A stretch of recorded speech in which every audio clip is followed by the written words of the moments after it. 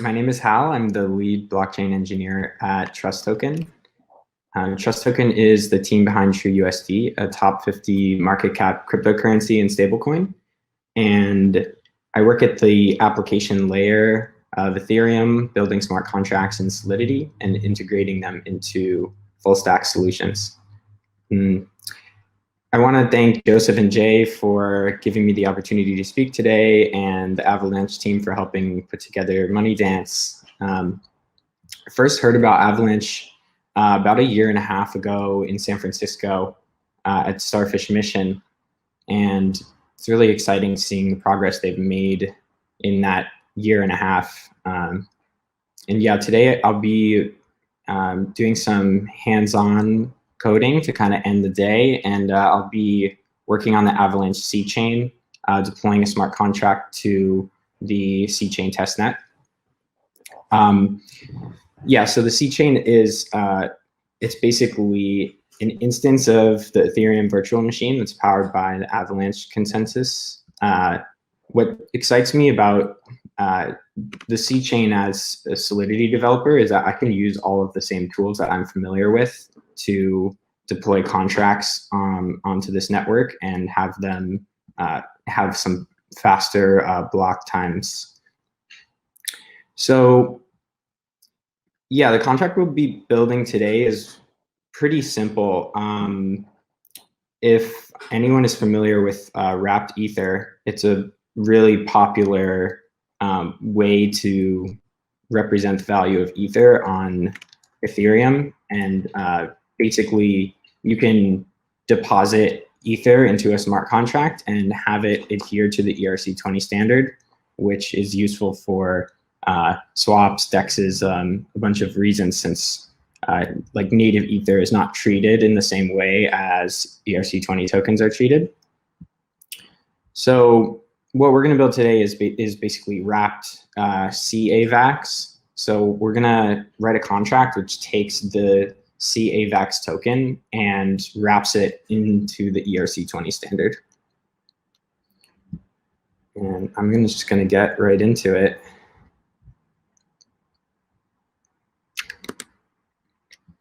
So yeah, so I'll be using Remix today. And so the first thing that we're going to do here is, I've already done this, but I'm importing the ERC-20 token from Open Zeppelin. And I'm going to be just implementing that into this wrapped AVAX. So yeah, let's get started. So first function we need is a constructor, just to give it a name, and yep, we're gonna call it AVAX, and or rather,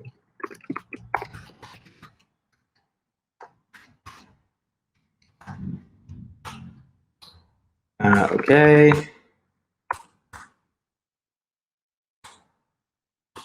Then we want to allow people to transfer AVAX using a payable function. So I'm going to make a function called deposit.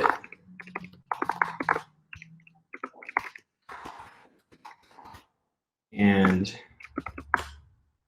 this is going to be able to allow us to call the mint function on ERC-20. And all we have to do here is just mint the amount of C-AVAX that was sent in the message value.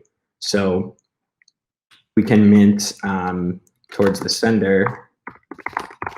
We want to mint message value. This is actually all the deposit function needs to do. It's extremely simple. Yeah, now we need a function to, I guess, redeem your wrapped AVAX for regular AVAX. So we'll call this withdraw, and then we're going to pass in an amount.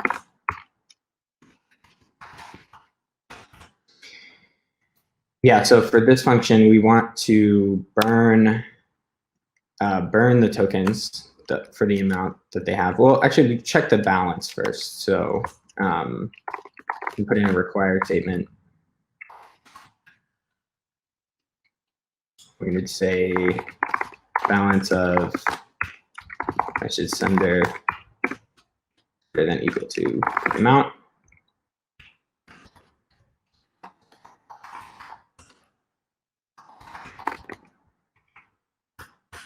Once we check this, we can call burn on the sender for the amount. And then transfer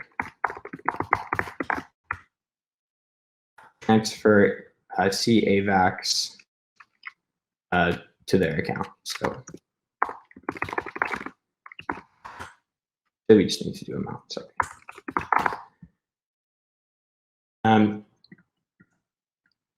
Yeah, I'm gonna add one more function, just for usability. I'm gonna make it so that if you send AVAX to this contract, it will automatically call deposit. So I'm gonna declare a fallback function.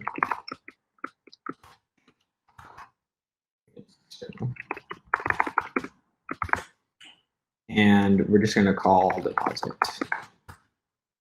So we can just send Ether to this, or send AVAX to this contract, and it will automatically just deposit that amount. So we have an error here. Deposit is not visible. I'm just gonna go public. Okay, so we have a really simple contract, and yeah, for this walkthrough, I'm just gonna walk through how to actually add the C-Chain to use in MetaMask, so you can use the injected Web3 environment. I did this before, but I'll just do it again. So you got a custom RPC, FujiC-Chain. I have the URL here. Here we go. This is all available on the docs for Avalanche as well. But yeah, so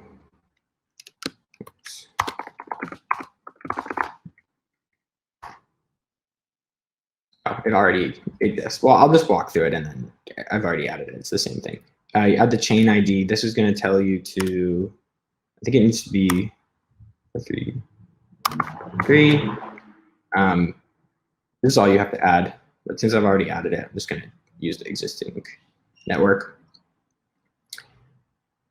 Yeah, so then we actually need to get some testnet FujiC AVAX. So I'm going to use the faucet here. Paste in the address. You have to add C to the beginning of the address. And it'll give you 2 C AVAX.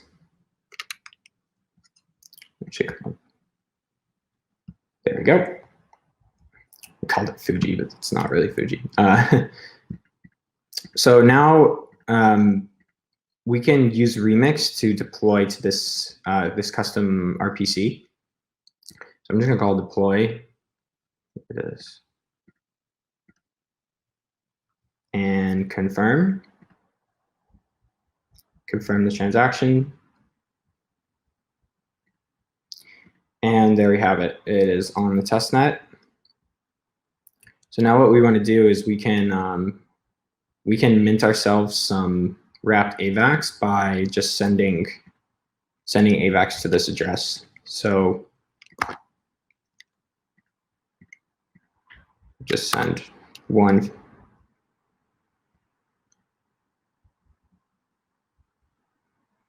Make sure that's correct. Okay. Oh, it failed.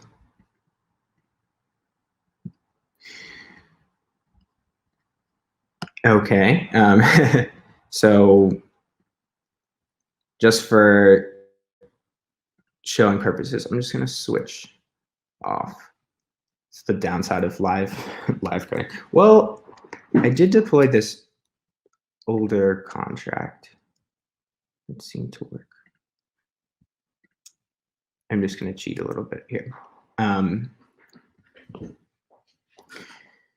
So just going to redeploy it on Ethereum. Oops. But yeah, you get the idea. So like the sort of idea of wrapping anything is like you can get this like sort of non-standard token like AVAX to actually adhere to any kind of asset standard, which is extremely useful in DeFi. When we're making swaps, we need to have sort of all the tokens adhere to the same standard. Otherwise, it would be really challenging to actually write sort of generalized automated market makers or lending protocols. So I'm just going to redeploy this.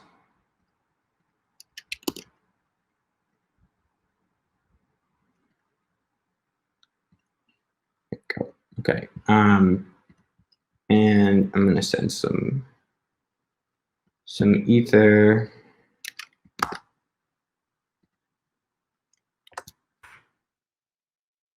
One ETH to the contract.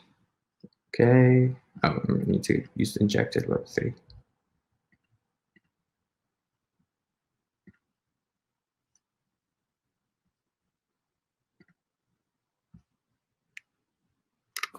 And I'll just wait a minute there.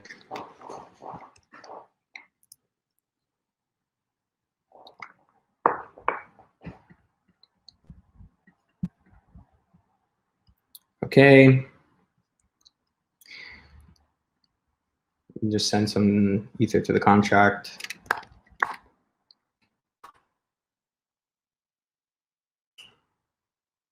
Good.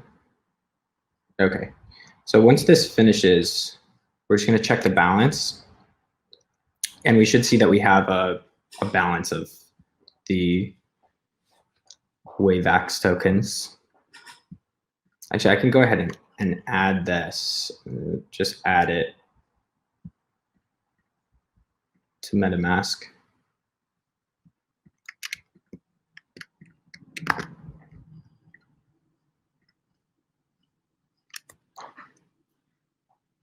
Oh, see, there's probably something wrong with my code, actually.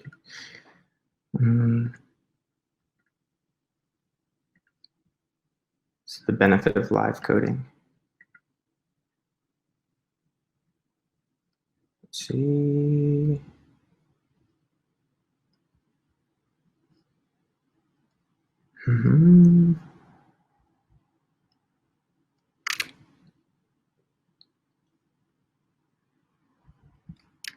Oh, I didn't make it payable.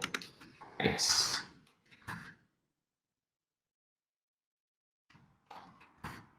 That's actually probably why it's failing on Avalanche. So let's go back to the Avalanche network.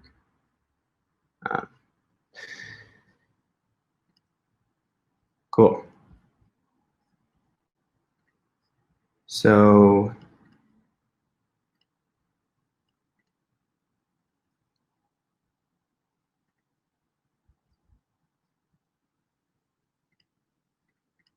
yeah, live coding is always fun, but so now the fallback function needed to be payable to actually send the native token to it. So we can actually try this again, and we can check out this new contract. I'm just going to deploy it again. It's just faster.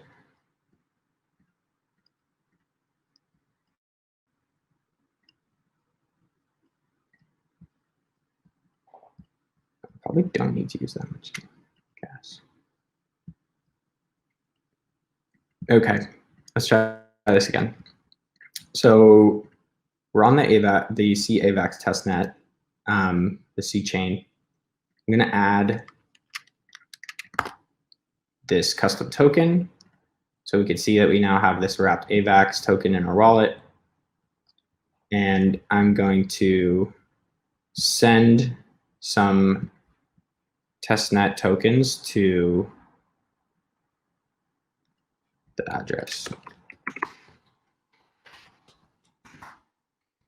And that should mint us some wrapped AVAX. So I'm going to send over there, I'm going to send 0.1.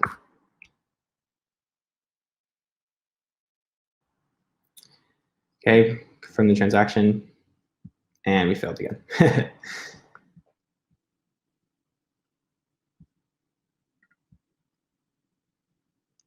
Right.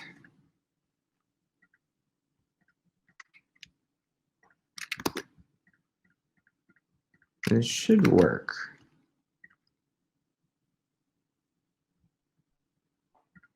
Possible mint.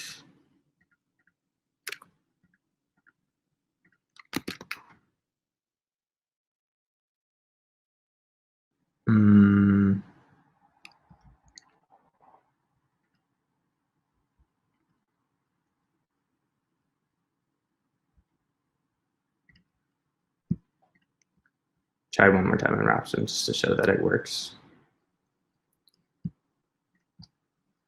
Yeah, obviously all the Avalanche stuff is pretty new, but I think like the sort of commitment to running EVM is super cool and something that sort of drew me in when I started learning about Avalanche. Okay, let's do this one more time.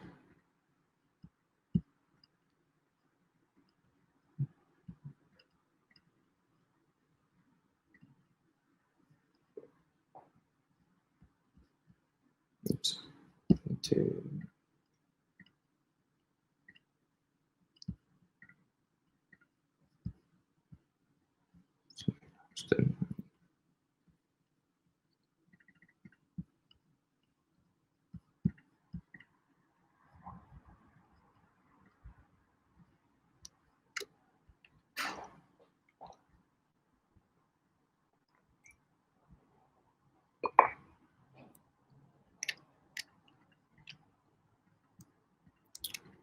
Cool.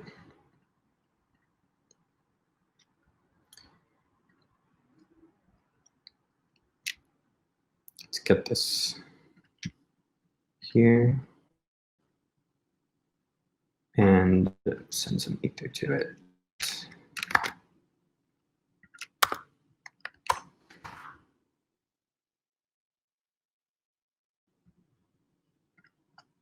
Let's see if that actually fails.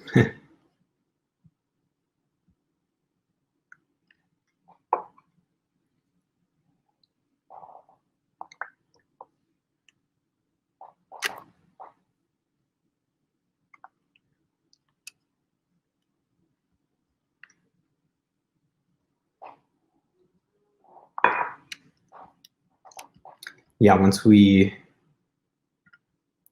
have the transaction go through, we can check the balance.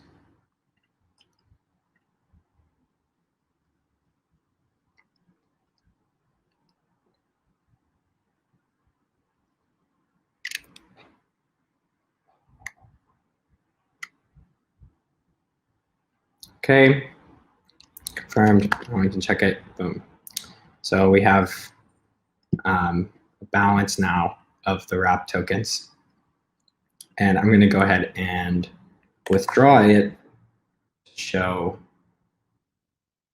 Well, actually, I'll do a transfer because why not? We have a little time. I'm going to add the token to MetaMask.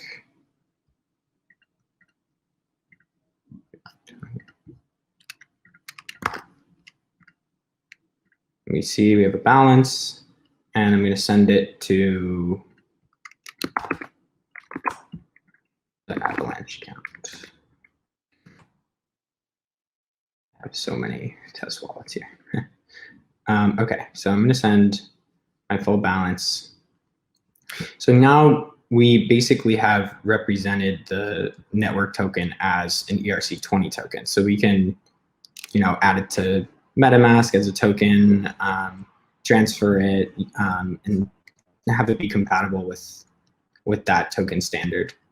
And I assume that because we have this C-Chain, that we'll probably see ERC20 tokens on the C-Chain moving forward, and something like this wrapped AVAX contract will actually be super useful. There might just be caveats in like how the message value or the message sender works, or how the testnet's set up, which is why it wasn't working. But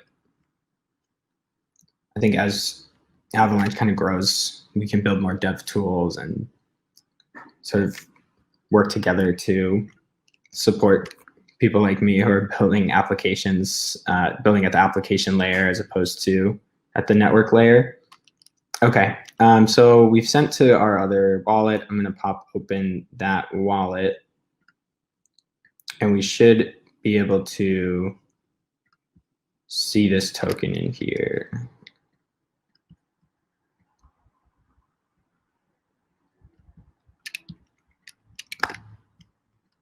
And there we go, we have 0.1. Now, from this account, I'm gonna actually unwrap this so we can get the ether back, which I actually can't do because I don't have ether in this account.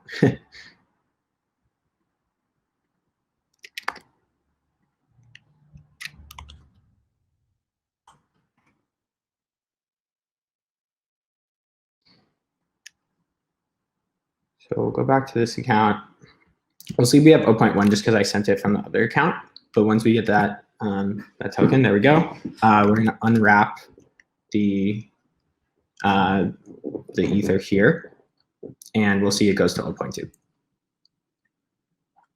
So I'm just gonna call the withdraw function, and it's from the right wallet. Okay, it's for the full amount from the transaction, and we should see the wallet balance go up to 0.2.